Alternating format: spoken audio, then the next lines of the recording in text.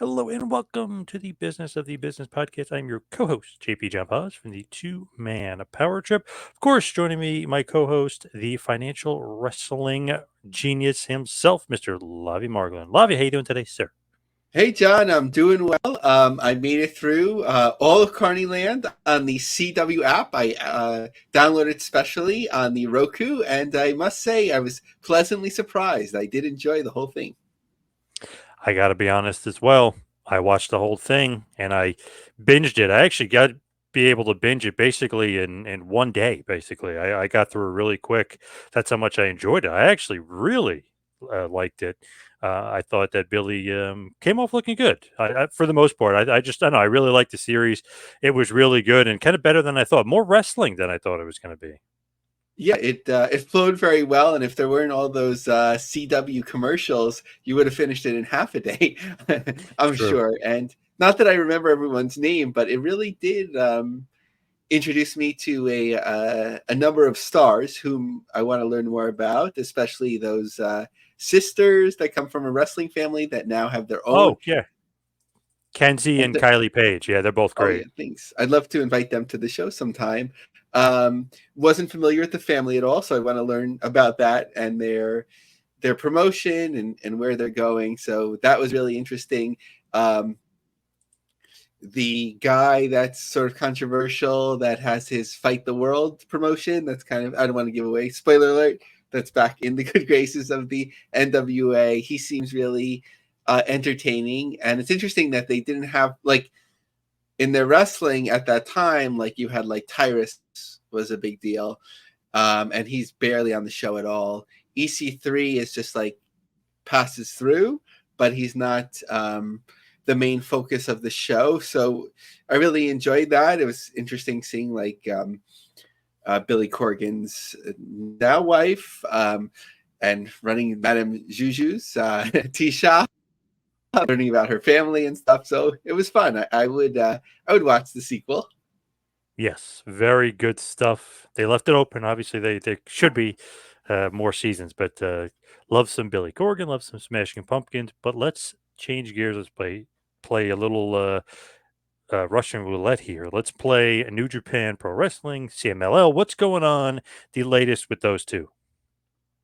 So first, and I would say this is outside of like, you know, business originating from Japan, especially with a corporation in Japan, is hard to suss out for me. Sometimes I feel like things are done a bit differently, let's just say the least there. But from what I'm gathering, especially from our friend Zach Arnold at Fight Opinion tweeting, it seems like the stock isn't doing that well. Business isn't going great. I just shared on X as we're recording this sort of like a sheet, like an earnings sheet, which was basically showing negative. So something going on there. My understanding is that they lost a sponsor as well that was specific to New Japan, who said that they're not going to sponsor pro wrestling at this time. So all of that being said, New Japan didn't have the best week ever because with their tie-up with CMLL for Fantastica Mania 2024, Lucha Libre USA, everyone figured that in San Jose, they'd be in that auditorium, right, where New Japan runs, and it's about 2,000, 2,400 people. And lo and behold, they're at Mount Pleasant High School in San Jose. So Lucha Blog had shared that Wrestling Observer pointed out that that show got moved from the Civic Auditorium to a local high school because someone else got the date on the building, comedian Hassan Minhaj, who has two shows on that date. So that's kind of weird, that if you're expecting to have a building, did you not sign the contract? Did you not put down the deposit at the time? What happened with something like that? And then you have two international organizations, New Japan, CMLL, as our friend Kevin Kleinrock shared with us last week. I believe it's the Pro Wrestling Revolution promoter. That's the local promoter for this. And somehow in all of this, their ability to hold on to the venue they booked fell apart. So there's a open ticket map at Mount Pleasant. And I just want to note that the tickets aren't cheap for this show. So even though it's in a high school, I'm not sure of the full capacity for this venue, but I counted, I believe, around 550 reserve tickets, and there's bleachers as well. But the tickets aren't cheap. So if they sell it all out, everyone should still do well, but just in terms of perception and so on for a brand. If you're flying people in and people are coming across borders for a show, you would think that it would be something a little bit more high profile than a high school, but sometimes that's just what makes the most sense. So that's that. Then, of course, sort of like in its own world, its own Forbidden Door, is the AEW New Japan team up. So all eyes on that in about a month. So without speculating too much, we'll see what ends up happening. But also, and John, last time we spoke, I hadn't seen any ticket information. I don't know if more came out. If you saw anything, we know on August 30th in DC is Capital Collision, but I haven't seen any more information about ticket sales. I have not either, oddly enough. So we're 3 weeks away. I guess as we talked about last time, I haven't seen anything about K1 at the theater at Madison Square Garden yet either. So I'm a little concerned about being able to see that. Yeah, maybe it's not happening. Yeah, you know what I mean? It's just crazy. Yeah, that's too bad. I guess that in terms of the K1 side, that they'll have to announce some sort of other tournaments to fill that. I haven't been following the machinations of how that all works when you do worldwide tournaments, but I guess that's a story for a different type of podcast. True. What is going on in TNA? What is going on with Montreal week? Interesting. Yeah, so I always find, as listeners know, like promotion in Montreal to be fascinating because it's one of those promotions that, one of those markets that if done correctly, and you have local stars, that you could do really well. So in terms of their tickets, which aren't on sale yet, but I believe, but they're promoting the show in terms of different contests and giveaways. And they've identified, of course, two people that work for them that are part of the local market. Of course, PCO, who's French Canadian. Speedball Mike Bailey. I don't think he's French Canadian. I apologize if I'm wrong. I haven't looked into his genealogy, but obviously a local resident of the area, so nothing wrong with that. But certainly having someone French Canadian to drum up the local business is a tried and true strategy for Montreal, but you really have to have them be a meaningful part of the show. So curious to see what PCAO's role would be by the time Slammiversary rolls around. I don't know if he's positioned as like a title contender, if that would make sense, or just an interesting match on the card. But you can't just have him on the card to be a draw. It has to be something meaningful. Just looking at some of their upcoming shows. So on, let's see here. So on June 28th, Against All Odds, let me see actually if I can have their show. So June 28th, so that's sorry, I'm a little bit confused here. June 14th, sorry, in Cicero Stadium, as we've talked about with MLW, who legit sold it out as far as we understand. So looking at June 14th, which is their first day of tapings, it looks like the first couple of rows are gone as of this recording. Now, if we skip ahead to Philadelphia on June 28th at 2300 Arena, their first day of tapings in that loop, looks like the first row and about half of the second row are sold. And again, Montreal isn't yet on sale, so really curious about that one. Just a little bit of, I guess, reminder here. Mike Speedball Bailey is from Quebec, so French Canadian, I believe he is. Okay, great. I mean, I have no preference one way or another, but certainly for promotional purposes, I think that would Makes sense. work for Yeah. them. Yeah, Yep. to exploit sounds negative, but to maximize that opportunity if he can. Most people that live there speak French no matter what, but speaking to the French media and really drumming up local business there. So it's interesting in terms of TNA, because often we'll see that they'll have a number of shows on the books, but Cicero Stadium, Philadelphia, Montreal. Where do you think things are leaning, John? Do you think that they're going to remain conservative now that Scott D'Amore isn't there, and just keep doing these sort of loops and like a stretch show every once in a while, like they did in Vegas? Every time I think that, they do more shows, so it's weird. I'm not sure. It seems like they'll be more conservative though without Demore. Just I don't really know for sure, but it just seems like I think that's the direction that they'll go. But you kind of never know with them. They might open it up Yeah, again. and I think sometimes like go with it if you have a star that could draw in a particular market.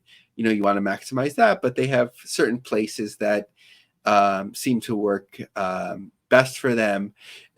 In terms of presentation on television, of course, it's always harder to draw the second day, and they always do a double up taping. But of course, for financial reasons, that seems to make the most sense for them. All right. What about MLW? And are they on a roll or what? So definitely something going on, in terms of promoting shows. Mike Johnson of PW Insider reports that they're slated to undergo site surveys for potential California venues next month. The promotion is looking to open up new markets later this year, including Canada and the West Coast. No timeline for when they'd like to run that side of the country, but it's long been a goal to get into LA as a market. This was interesting because I didn't realize that it was happening. I figured that they still had the hourly show on beIN Sports. And then sometimes they would call it a season and take a break and then come back, or, calling it Underground instead of Fusion and whatever it may be. But it says now that MLW remains very happy with the new format of 2 big shows per month, 1 free and 1 premium live event. There are no current plans to return to weekly TV, but the option remains open if they find a partner who wants to license a series. So they're always sort of free agents, in that way, even though they have as far as we understand, even though they have the beIN Sports deal, which I don't know how much it pays for certainly, but it seems to be really a key to being on this national network that's lost a lot of penetration, that has low viewership, but that seems to cover some of their costs. So we hear about a forthcoming sellout at Center Stage in Atlanta, which 800 seats, but they had a very, very small reserved seat set up, and the rest is general admission. So hard to tell at the moment. Then in St. Petersburg on July 12th, looking at the structure of seats in terms of some rows are opened and then the ones behind them are closed. So at the moment, I would say the first row, except for a ticket or 2 individually, are sold out. Some of the second row, and then some of the aisleway. And let's see what's next. Summer of the Beast, New York City on August 29th has about half of the first row is still available, with some spotty sales here and there. And Lucha Apocalypto, which is the return to Cicero Stadium on November 9th, still has a fair amount of first row tickets available, and maybe a few seats here and there sold beyond that.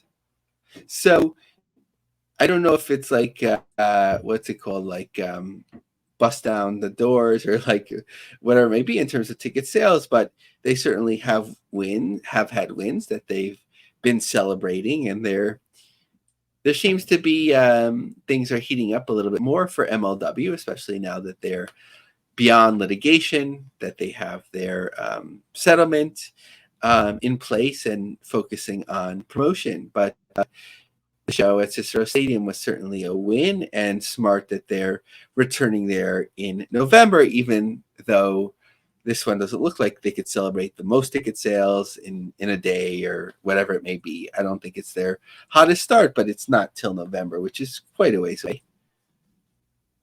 What is going on in the world of GCW? Very interesting summer coming up for them, I think. Yeah, so most interesting to me, and I put my money where my mouth is, as they say, I'm going to Josh Barnett's Bloodsport 11. Yes. As soon as I heard this announced, I was like, definitely very interested. There's been a lot of on the Bloodsport show. I loved UWFI, as obviously Josh Barnett did. Interestingly, Brett Lauderdale was not a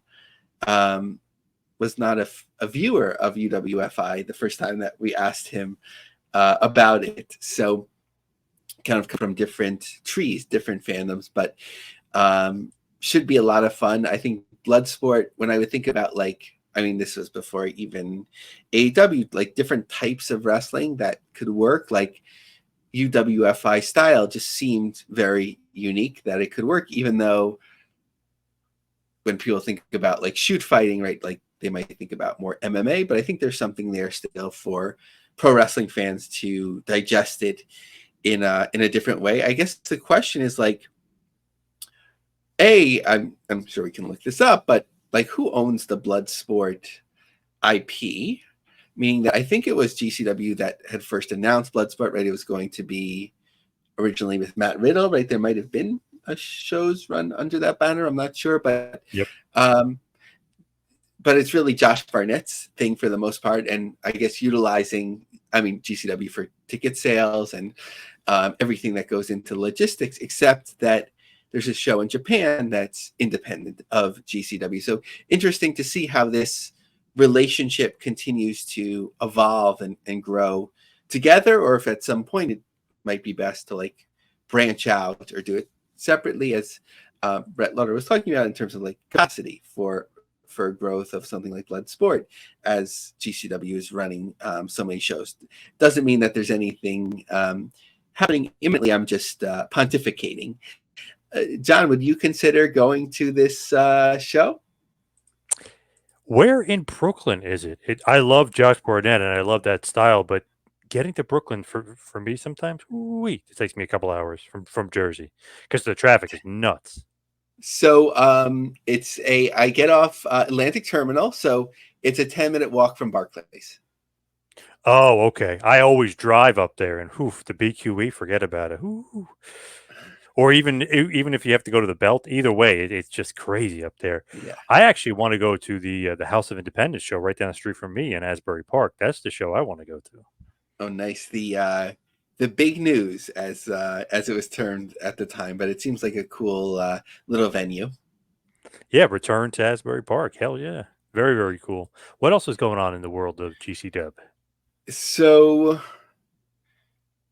my perception right now, meaning in terms of looking at tickets that are on sale, certainly through Eventbrite and for the Chicago show, looking at that dedicated page. So that doesn't cover everything necessarily. I didn't look if they're on sale already, like how Toronto and Montreal are doing and everything like that. But for the most part, like I said with MLW, that it's nothing is, the barn doors aren't being blown off anywhere or whatever it may be. Like the show that they have upcoming, of course, that's doing the strongest is the first death match show in New Jersey, or the first of that weekend of the two.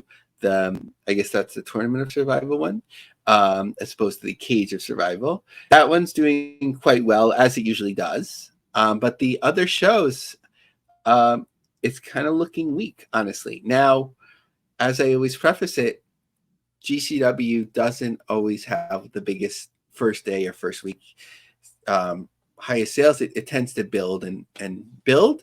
Like you'll see Ukraine Culture Center will be sold out, even though most of the tickets aren't sold the first week or two. It's like as matches are announced, talents are announced, or whatever. So don't take this as a condemnation. I'm just looking at like the market right now. But May 25th, the return to Talia Hall front row is sold out. So that's that show will have taken place by the time you hear this for the most part. We're recording the day before. But the second row, third row, seated balcony, all have at least 6 tickets remaining, probably more. You can only on this platform look at 6 tickets, but some of the small boxes, opera boxes, are sold out. So that means like maybe if it's like one box that holds 6 people or 4 people, I'm not sure. The show, let's see here, Paranoid in Columbus, Ohio. You could get 10 or more second row ringside tickets. Balcony reserved just has a couple tickets left, but general admission standing room still remains as well. So that's looking weak to me as well.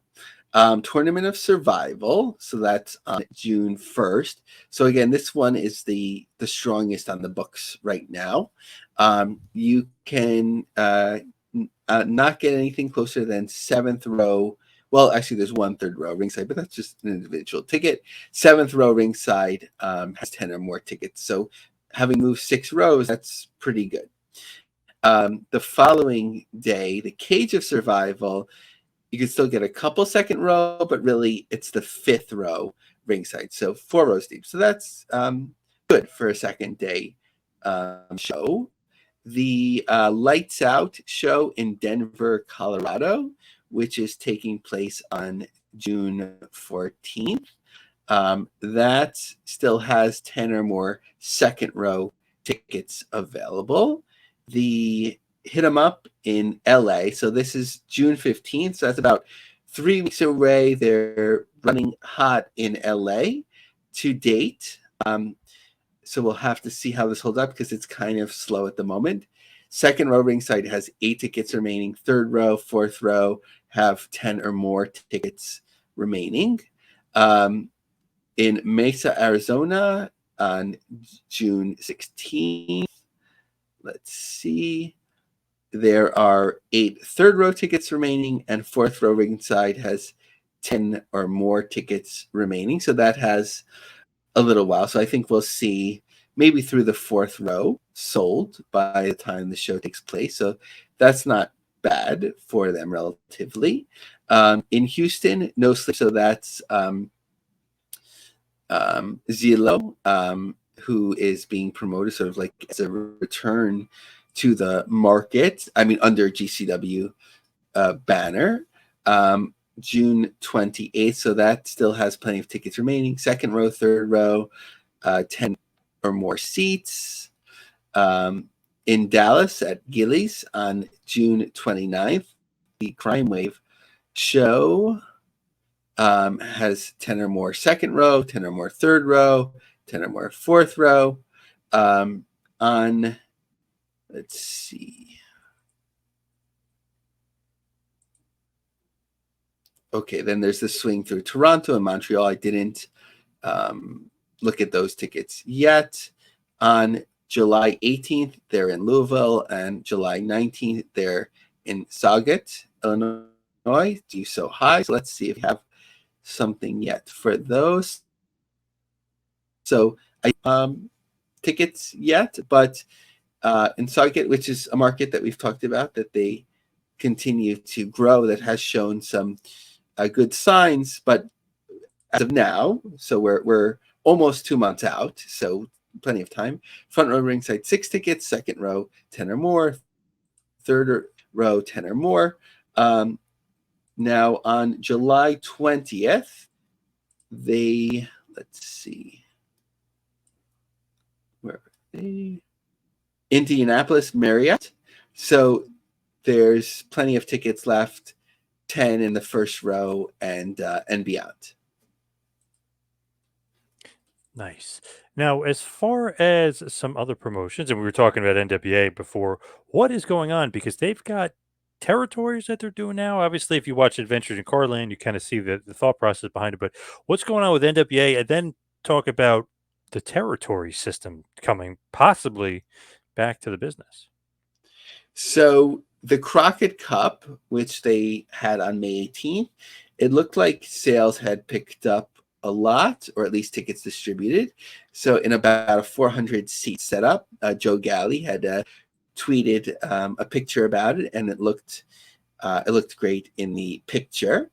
Then on June 1st, they have Back to the Territory. So this is sort of gathering the different talents that they have in the different territories, most of whom that they're featuring do go through the regular NWA show. So a nice thing and a fun thing is that it's a fundraiser for Carnes High School. So the platform that it's on is actually a fundraising platform. So we could see regularly how much money that they've raised. So it was, last time I checked, a little bit over $3,000.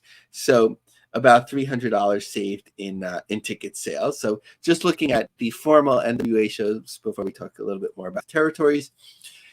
NWA 76, so this is, of course, at the 2300 Arena on August 31st. So, of course, about 3 months away while we tape this, but just a little bit beyond the front row sold. And then, of course, in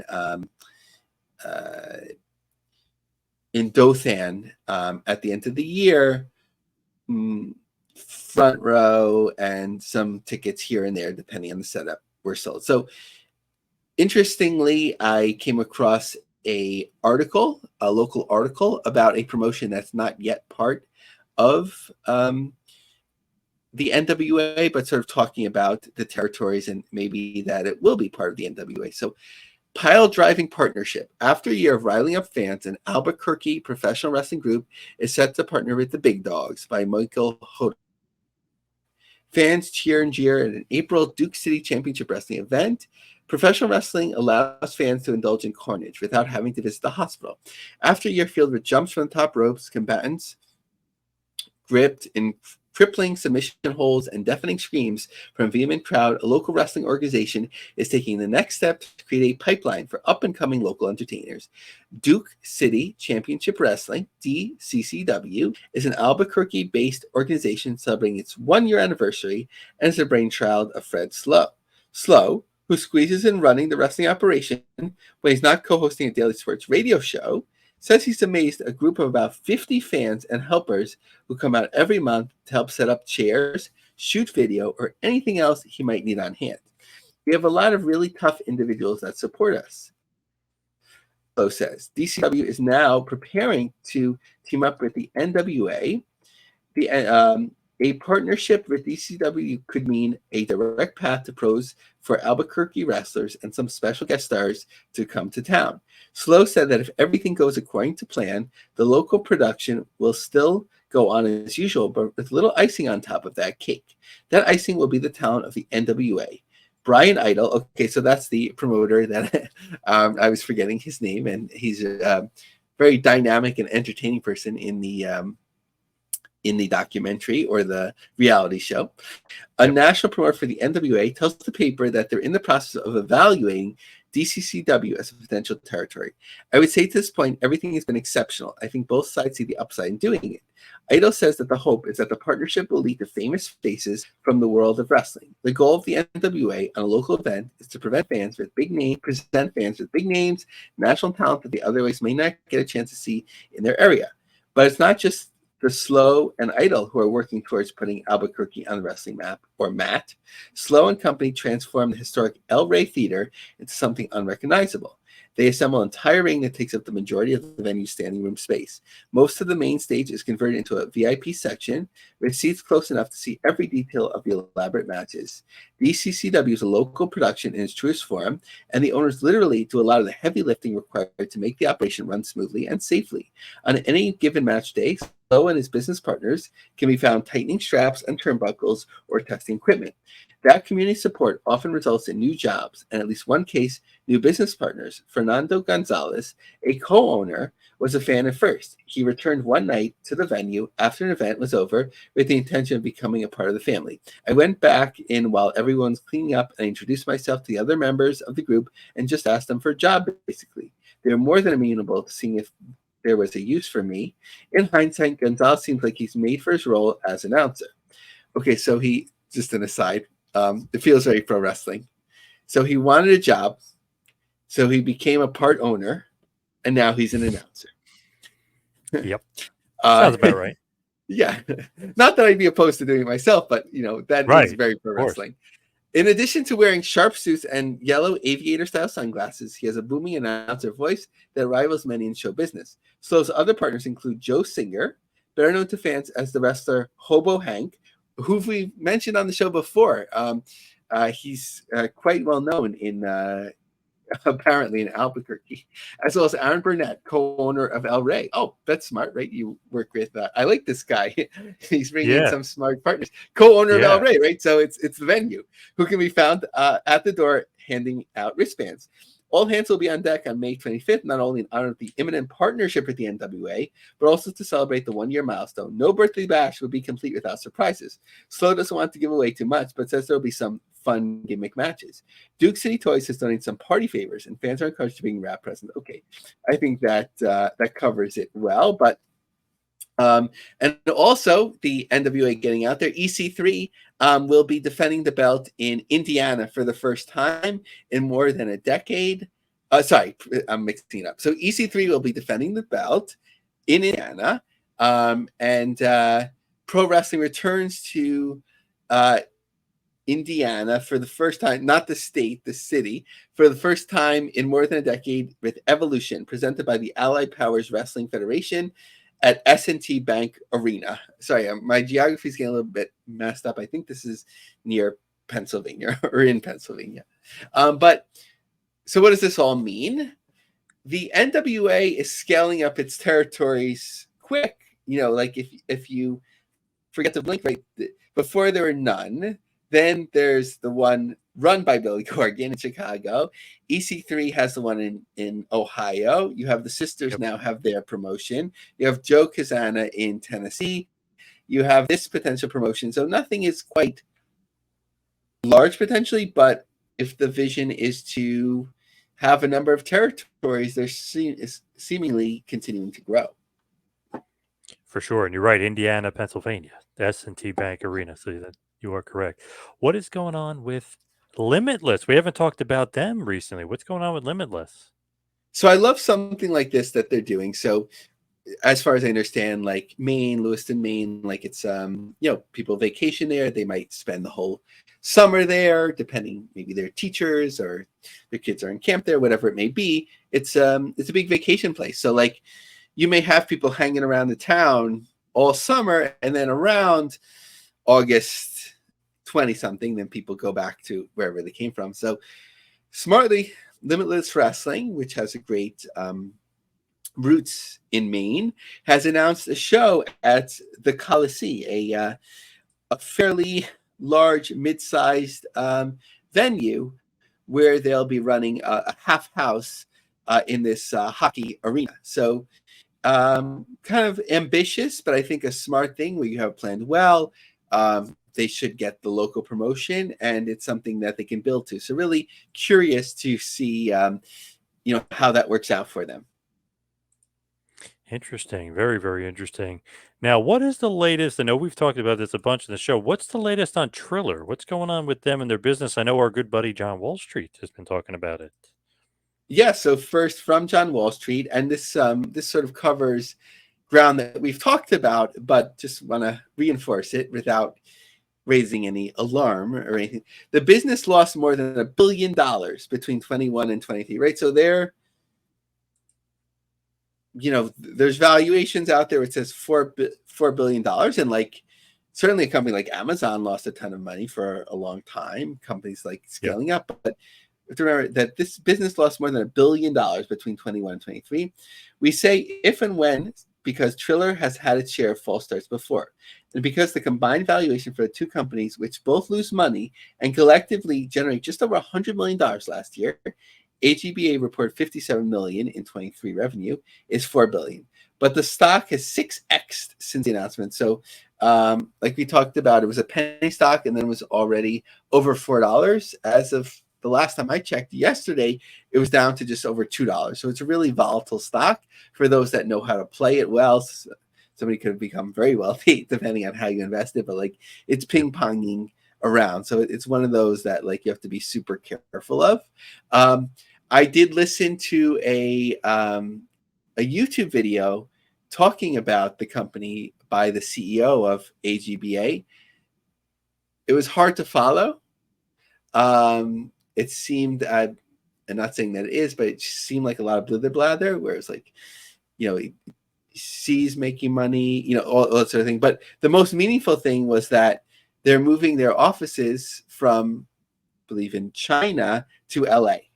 So it will become, a truer like US company, even though they're on the NASDAQ market. And of course, we know that the Triller people get 80% of the overall stock. So it's really the Triller people that are most in control once this closes. But why are we talking about this again? Because so much of semi-national independent wrestling, and even some of the bigger players, depending on the outlets that they're focused on at the moment, but usually not exclusively, like AEW and New Japan, depending on the market and so on, utilize Fight and Fight Plus at certain points. So when it's a merger like this, where there's a lot of question marks, but potential, it's really important to examine it to understand the potential infrastructure and its impacts on the business.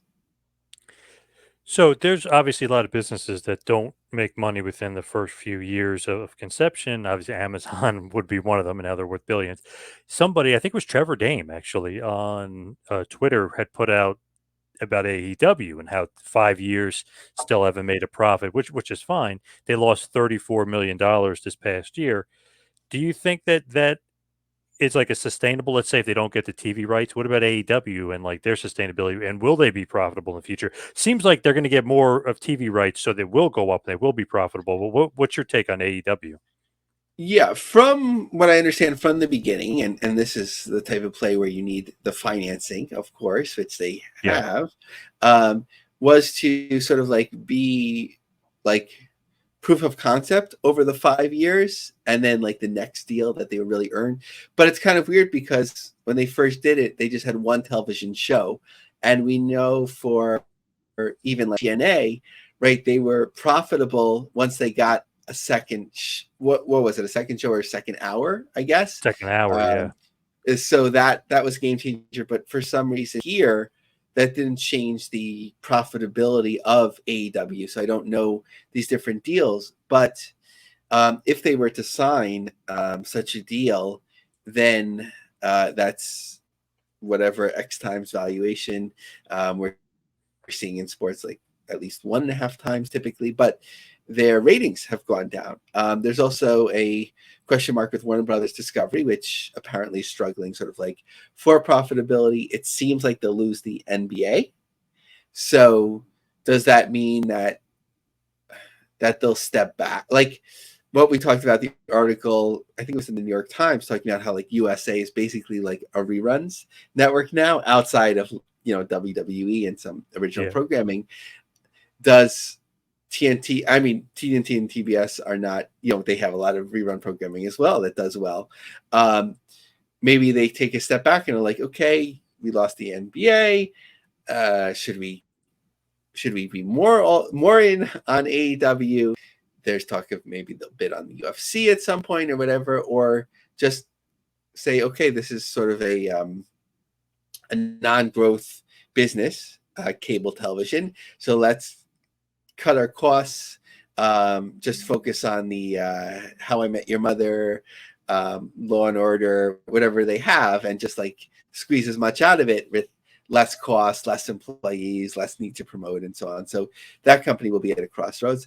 AEW, obviously, there's room for cost cutting. Their talent roster seemingly is fairly bloated compared to other companies of similar nature that produce a similar amount of hours of television, or if you look in like a prorated way, like why do they have so many talents? And not to say that's always a bad thing. I think it's good for more people to be employed. Well, if they're not considered employees, but to earn a living that's full time. That's something that we don't want to miss out on. But there's that. There's the giant arena bookings.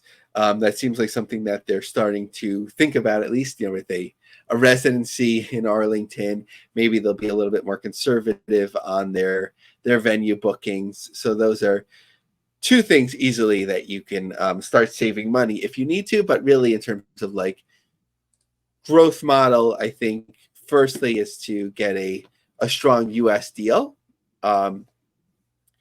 And maybe that deal isn't through traditional television.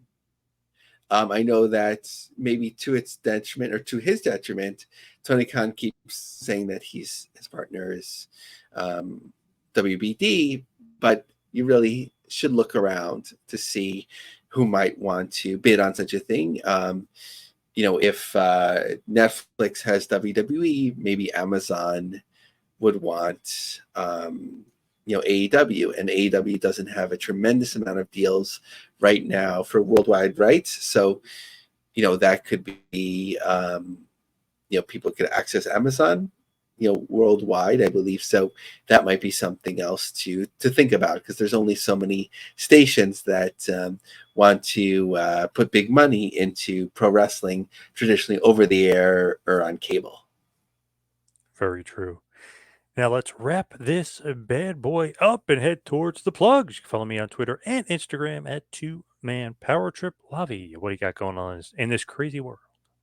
So follow me on X, Lavie Marg, LAVIE MARG. Check out my long form articles on LionCubJobSearch.com. And of course, join us on The Business of the Business on LinkedIn.